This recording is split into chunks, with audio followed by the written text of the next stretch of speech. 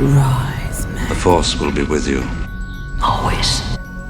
Hello everyone, welcome back to my channel. I'm Star Wars Meg, here to give you another Mandalorian Season 2 update and to provide you with all of the news from a galaxy far, far away.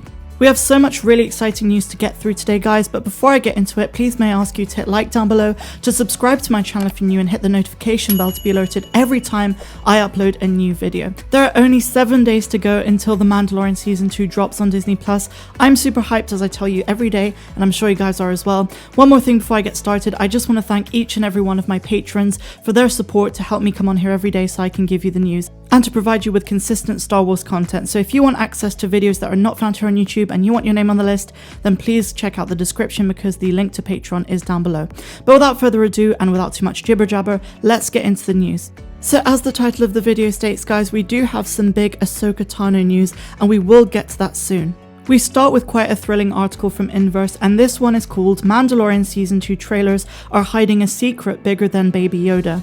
Remember, before we knew about Baby Yoda, it's hard to believe, but the cultural memory of Baby Yoda is less than a year old. Before the debut of The Mandalorian Season 1, even dot connecting Star Wars journalists did not know Baby Yoda even existed. True, there was one rumour that Yaddle was returning from The Phantom Menace and that the family of Yoda aliens would be featured in one episode, but we didn't actually know what to expect, and in the end we got Baby Yoda. Before Season 1 dropped, there were plenty of rumours and speculation, just like the build up to Season 2. But now that we've gotten 2 trailers for Season 2, how much do we know about them? That's right, very little. So the question isn't what the new Mando trailers have revealed, but instead what they're hiding. Here are 3 reasons why the sparse approach to Mando trailers could mean there are even bigger twists coming than we could even imagine. Number 1, most of Season 2 rumours seem incongruous with the trailers. For months and months, various respectable entertainment publications like The Hollywood Reporter and Variety have claimed that amazing cast members and characters have been added to the world of The Mandalorian Season 2. These confirmed characters and actors include Rosario Dawson as Ahsoka Tano, Katie Sackhoff as Bo-Katan, and Tamara Morrison as Boba Fett. To date, Lucasfilm and Disney have stopped short of confirming any of this. That isn't to say that none of these will appear in Season 2, it's just that all of these rumours and reports aren't really reflective of what's in the trailers. To give a parallel example, this would be a little like if Star Trek Discovery Season 2 had never confirmed Ethan Peck as a younger Spock, and hadn't put him in any of the trailers.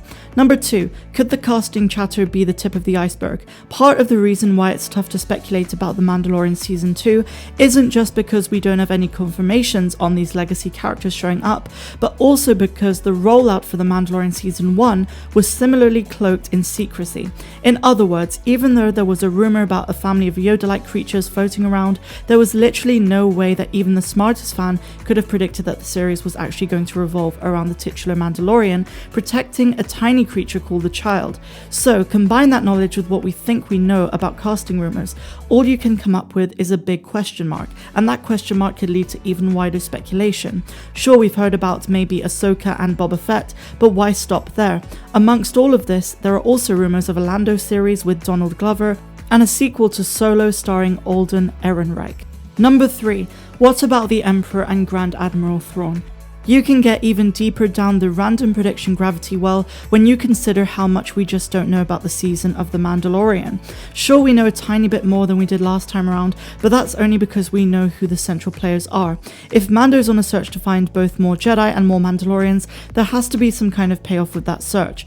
That isn't to say he'll find what he's looking for, but that he'll find other things we didn't really see coming.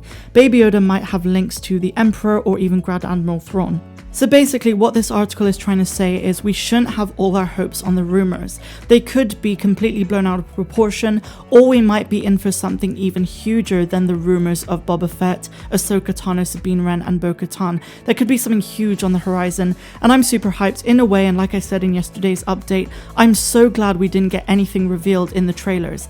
I would have been really bummed out if they would have given huge reveals, but knowing Jon Favreau and Dave Filoni's style of creativity, they wouldn't have done that, and I'm really glad they didn't. So let's keep our fingers crossed and enjoy Season 2 when it drops in a week's time. So now we talk about the big Ahsoka Tano news. This is an article from Small Screen and it states, exclusive, Ahsoka Tano is going to be in one episode in The Mandalorian Season 2. We've been informed by multiple sources that Ahsoka Tano is only going to feature in one episode of Disney Plus's The Mandalorian Season 2. We're only a week away from The Mandalorian Season 2 being released, however, we still know relatively little about what's going to happen in the upcoming season. It's believed that Ahsoka Tano will be played by Rosario Dawson, but according to sources it turns out that she's not going to be in the next season much at all. According to sources, she's only going to be in one. Here's what the sources told Small Screen. Ahsoka is only going to be in one episode of season 2, but the idea is to have her be one of the main characters for season 3. Tano will only be in one episode of The Mandalorian season 2, episode 6 to be precise. They then go on to state, I have to say I was quite surprised that she's only going to be in one episode. That said, I'm pleased to hear that she will be in more episodes of season 3. As for appearing in episode 6, that does make sense. The episode titles were leaked back in April by Emra Kaya.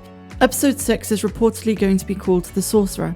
So I've always predicted that Ahsoka will play a minor role in season 2, and while this is just a rumour because they don't actually cite their sources, and we don't know if we can trust them 100%, I wouldn't be too surprised if this turns out to be true. But let me know what you think of this in the comments down below. And so now we move on to our next news story, and this one is quite small but yet significant. And this one is about The Mandalorian season 3. And to put it simply, season 3 has been given a working title name already, and that is Buccaneer. Personally, I'm not too sure what this is in reference to, and it means absolutely nothing at all, but I thought that'd be really interesting to report. Now let's go back to the news, and we're going to come back to The Mandalorian, but briefly let's talk about a different aspect of Star Wars. This one is going to appeal to all prequels fans, which is me, of course, and this one is Liam Neeson speaks out on potential Star Wars return as Qui-Gon Jinn. Star Wars The Mandalorian is coming back at the end of the month, and there are a whole lot of characters we'd like to see pop up in the series. However, it's not the only Disney Plus show that's got us wishing to see some characters return. With Ewan McGregor returning to play Obi-Wan Kenobi, there are some important names in the Star Wars prequels we'd like to see included, including Qui-Gon Jinn. The character played by Liam Neeson died in The Phantom Menace, but that doesn't mean he couldn't return as a Force ghost in the Kenobi series. In a recent interview with Collider, Neeson was asked if he's been approached by Disney about making any kind of return to Star Wars. He says, I've done the voice for Qui-Gon Jinn in a couple of the animated versions of it. I can't remember the names of them. Myself and Sam Jackson did our Jedi Knights for those. I think I did 2 of them, but on film I haven't been approached. No, I haven't really been following them, to be honest. I don't know if they've come to an end.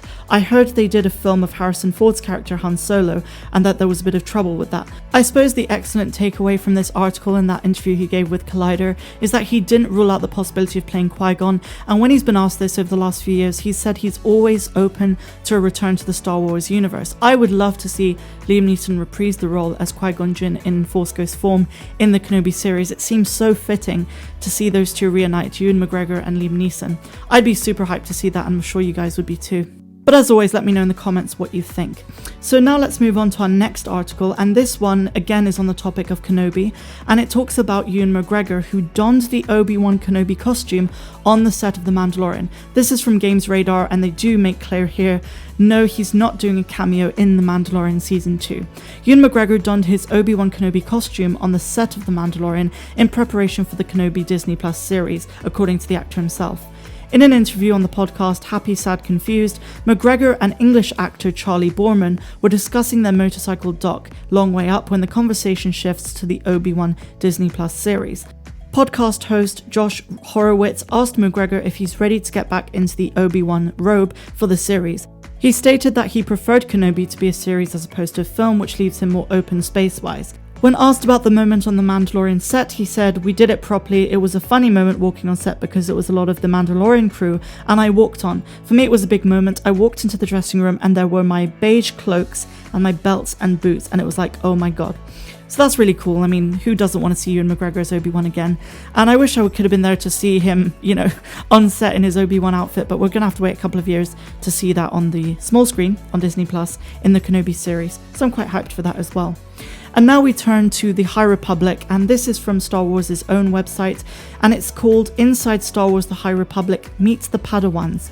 In an exclusive series, StarWars.com is pulling back the curtain on the High Republic, a publishing epic sent centuries prior to the events of The Phantom Menace, with insights from creators, new details, and never before seen concept art.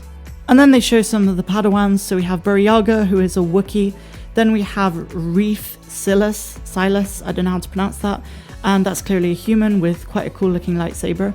And then we have Lula Talisola, who's also a human, and she's got a blue lightsaber. And finally we have a Padawan called Belle, and that's a really cool dog-like creature who looks quite aggressive, and it's standing right behind him. So I can't wait to get my hands on the first High Republic books. And lastly, before I go, I just want to pose an open-ended question to you. In the recent TV spots for The Mandalorian Season 2, we did see Mando beating the living shit out of a Twi'lek right at the end, and I just wonder, this Twi'lek looks a lot like a member of the Fortuna family. Do you think this is a Fortuna? And in case you're wondering what I'm talking about, you got to remember that Bib Fortuna was Jabba the Hutt's right-hand man in Return of the Jedi. I don't know if this is going to be the case, but there is quite solid evidence to suggest it might be. Remember, they're going back to Tatooine and they're going to what seems like a villain's house. You know, the one-eyed green guy probably runs the place where they have the Gamorreans. It could be his son or his cousin. I'm not too sure. What do you guys think? Or is this just an unrelated Twi'lek? So I will see you tomorrow. I'm Star Wars Meg, and I wish you a fantastic rest of the day, no matter where you dwell in the galaxy. Have a good one.